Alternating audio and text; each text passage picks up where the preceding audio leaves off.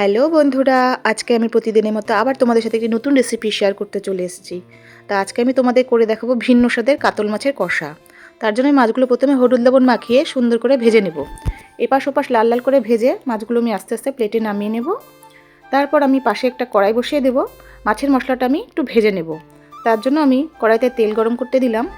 তেল গরম হওয়ার পর আমি পেঁয়াজ, রসুন, আদা, কাঁচা লঙ্কা, একটু টমেটো আর অল্প জিরের গুঁড়ো ছড়িয়ে দিয়ে মশলাটা মোটামুটি ভেজে নেব। ভেজে নেওয়ার পর আমি মশলাটা নামিয়ে দেবো একটু ঠান্ডা হওয়ার জন্য।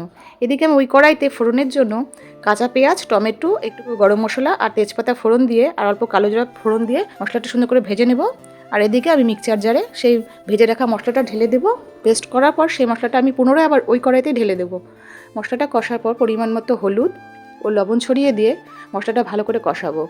কষানোর কিছুক্ষণ পর আমি ভেজে রাখা মাছগুলোও দিয়ে দেবো। মাছগুলো দিয়ে পুনরায় আবার কষাবো। কষানোর পর যখন মাছগুলো থেকে তেল ছেড়ে দেবে তখন আমি আগে থেকে গরম জল করে রেখেছিলাম, সেই গরম জলটা আমি পরিমাণ মতো ঢেলে দেবো। বেশি জল দেবো না, অল্প দেবো, মাছটা জাস্ট সেদ্ধ হওয়ার জন্য। তারপর আমি ঝোল ফুটে গেলে নামানোর আগে একটু গরম মশলা ছড়িয়ে দিয়ে গরম গরম নামিয়ে দেবো কাতল মাছের কষা। খেতে খুব দুর্দান্ত হয়েছে। তোমাদের ভালো লাগলে রেসিপিটা অবশ্যই বাড়িতে একবার বানিয়ে খেও। টাটা।